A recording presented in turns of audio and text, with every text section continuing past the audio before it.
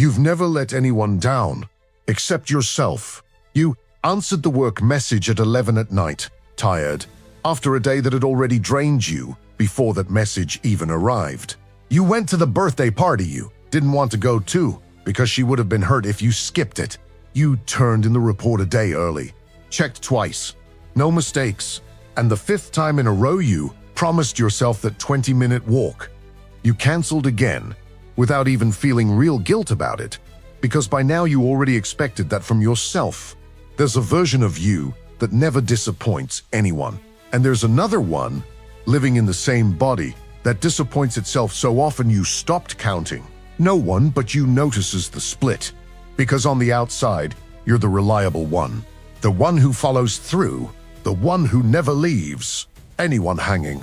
But on the inside, there's a running list of broken promises you don't even call promises anymore, because calling them that would hurt too much, and you already learned how not to let it hurt.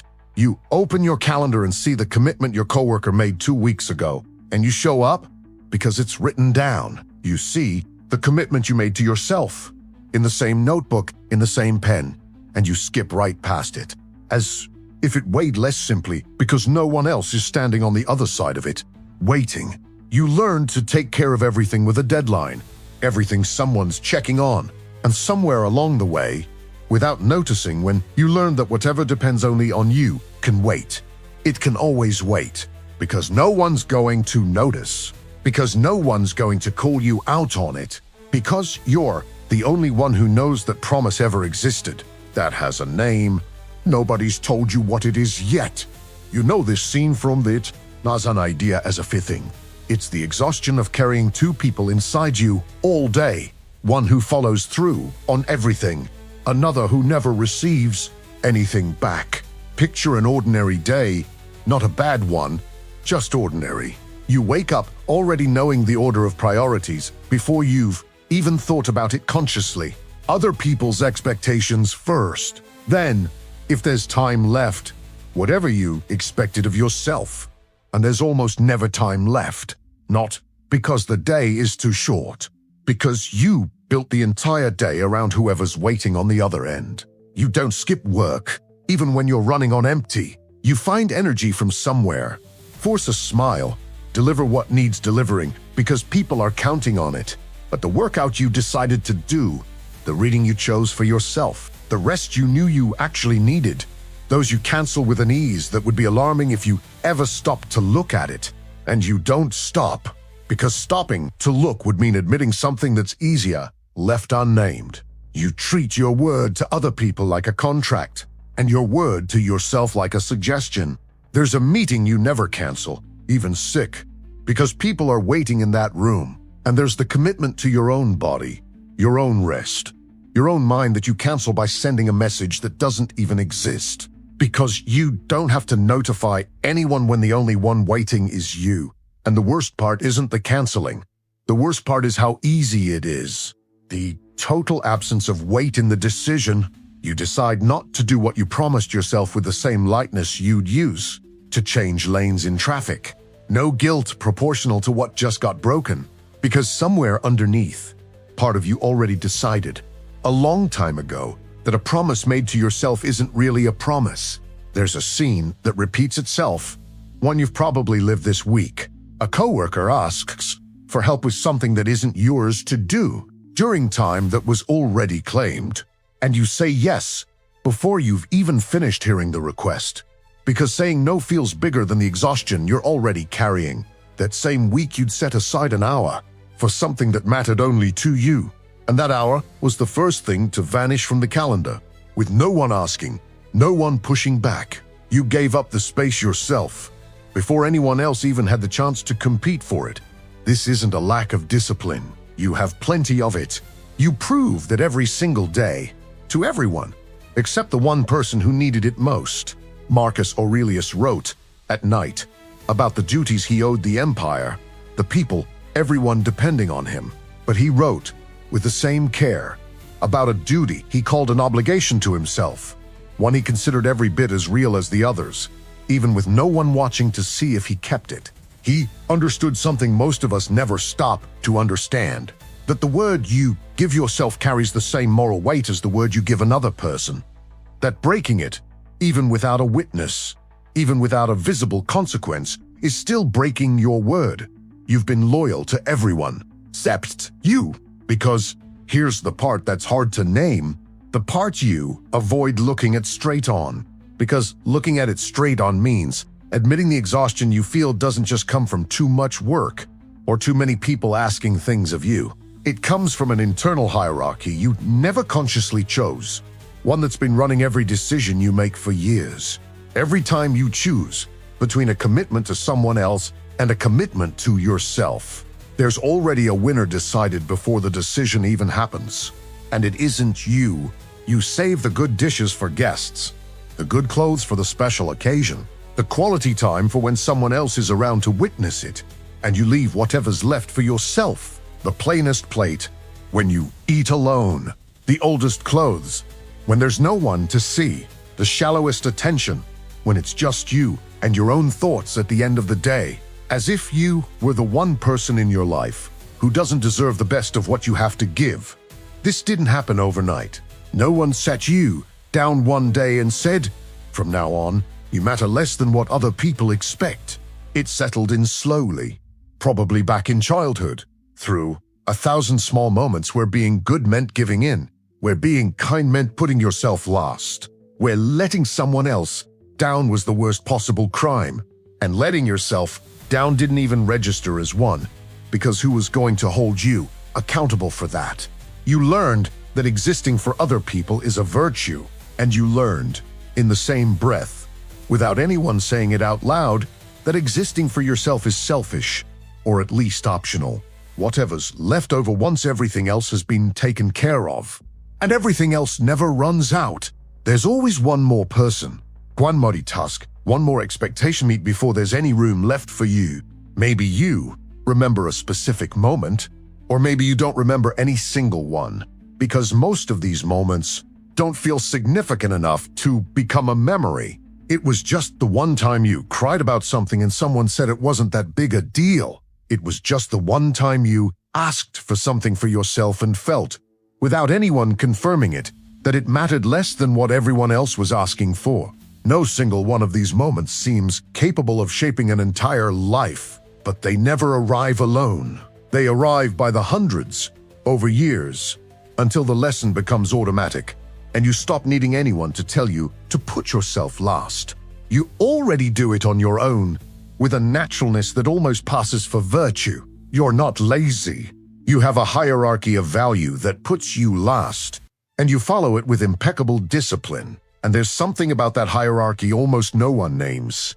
It isn't neutral. It costs something, and that cost shows up in ways you recognize, but never connected to the actual cause. The fatigue that rest doesn't fix. You sleep 8 hours and wake up just as empty. It isn't sleep you're short on. It's something else. It's the accumulated weight of years spent living as if your own well-being were the last item on the list. The one only handled if there's anything left over. And there never is.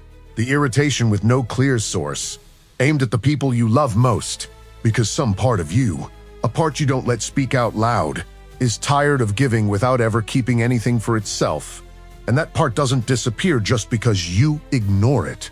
It leaks out. It comes out as impatience, as a dry silence, as anger that seems out of proportion to whatever triggered it, because it was never really about that one moment. It's about years of an account that never closed. The sense of being permanently behind, even when you're doing everything right. Because when your entire identity is organized around meeting other people's expectations, you never feel like you've done enough, since there's always someone else to attend to, one more expectation to meet. And the measure you use to evaluate yourself never includes the question of whether you kept your word to you. Seneca wrote that we spend our whole lives learning to live for others and never learn to live for ourselves. He wasn't talking about selfishness. He was talking about a quiet distortion, where a person becomes so skilled at meeting external expectations that they forget they're also the subject of their own promises, not just the one carrying out everyone else's. If you've seen the video about the people who drain your energy You know, one of the hardest things to name is what it costs you to give attention to someone who never gives anything back. Here, the mechanism is similar, except the source of the drain isn't someone else. It's you, draining your own energy on behalf of everyone except yourself. And the problem isn't giving. The problem is never receiving anything back, not even from yourself. Let me show you what that looks like, because in the abstract it's easy to look away. In the concrete, it isn't. You book the doctor's appointment you've needed to book for months, reschedule it twice because of a meeting, and by the third time you just give up on it because it suddenly doesn't feel urgent anymore, even though it's the same test you knew you needed. But when it's your kid's appointment, your father's, someone you love, you never reschedule. You find the time from somewhere you didn't even know existed. You buy the perfect gift for someone else's special occasion. Think about it weeks ahead. Choose it with care. Wrap it carefully. And the money you set aside for that course you've wanted to take for 2 years disappears somewhere in the middle of other priorities, with no ceremony, no grief, because you don't even let its absence count as a loss. You listen to a friend vent late into the night, unhurried, fully present, even exhausted. And when it's you who needs to vent, you swallow it, because you don't want to be a burden, because someone else's problem always seems bigger, because your own pain always feels like the least urgent thing in line, even to you. You stay late at work to finish something that wasn't even your responsibility to begin with, because someone was counting on it, and you leave feeling like you did the right thing, even exhausted, even after losing the 1 hour of the day that was yours. But when it's your own therapy appointment, your own checkup, the moment of quiet you'd set aside for yourself, a meeting that comes up out of nowhere is reason enough to cancel without hesitation, as if that commitment, just because no one else was waiting on it, automatically counted for less. Notice that this was never about any single event. It's a pattern that repeats in whatever area you look at: work, family, friendship, health, across every one of those. There's a version of you that's completely reliable to other people, and a version that treats itself as the last priority, always, without exception, with a consistency any coach would call discipline, if only that discipline pointed outward. And the cruelest part is that no one around you will ever see this as a problem, because to the world, you're generous, dependable, present. No one sees the inside. No one sees the account that never closes. This has a name, and it isn't generosity. It's self-betrayal, repeated so often it stopped hurting, or at least stopped hurting enough for you to notice. Epictetus believed a person should treat themselves with the same seriousness as any commitment made to someone important, not because it was noble, because, to him, it was the basic definition of integrity. A person of integrity is someone whose word carries the same weight, no matter who it's given to, including themselves. And when that balance breaks, something essential breaks along with it, even if nothing looks different from the outside. You've been treating yourself as the one person whose word you don't have to honor. And here's the point most videos on this topic never reach, because they'd rather stay on the surface, handing you a morning routine, a task list, a pep talk about willpower. This was never about discipline. You already have plenty of that. This is about who the discipline has been pointed at. The question was never whether you're capable of commitment. You prove that every single day.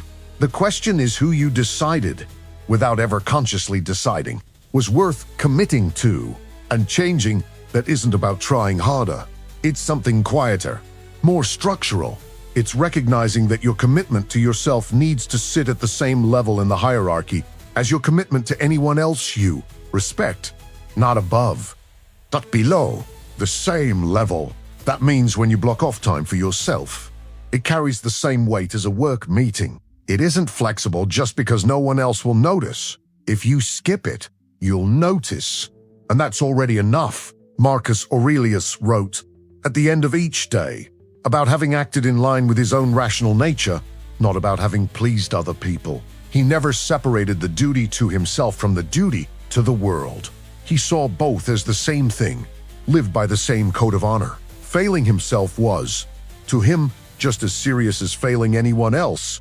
Because integrity doesn't split in half. It either exists whole or it doesn't exist at all. This won't happen all at once. You've spent years training this inverted hierarchy, and it doesn't undo itself in a single decision. However well-intentioned, it happens in one small choice, almost invisible, repeated enough times to become a different kind of automatic. The first time you choose, yourself is going to feel wrong. It's going to feel selfish, even knowing, rationally, that it isn't. That discomfort isn't a sign you're getting it wrong. It's a sign you're dismantling an old pattern, and old patterns always resist before they give. You're not going to feel proud the first time you put your own commitment ahead of someone else's request.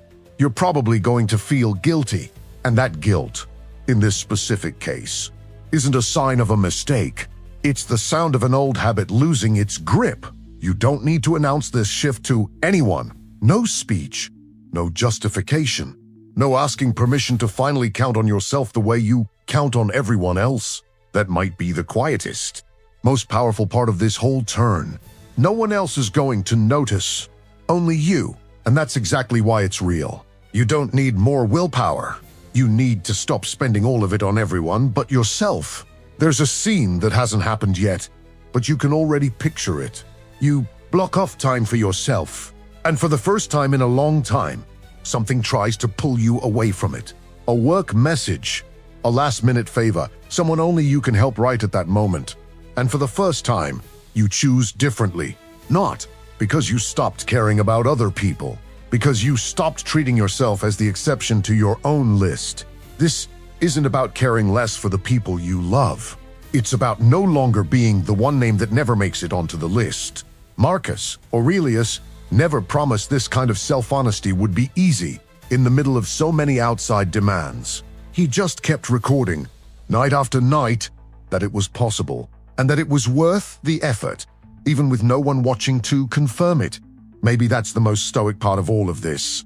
Doing right by yourself even without an audience, even without applause, even knowing the only witness to this change is going to be you. You don't need a special date to start. No new year, no Monday, no symbolic marker to make this count. You just need the next time you have to choose between a request from outside and a commitment made to yourself. That next time is closer than you think. On this Chimio's name, if this reached you, write it below. I make the list too. Seneca wrote it plainly. Learn, above everything else, how to live for yourself.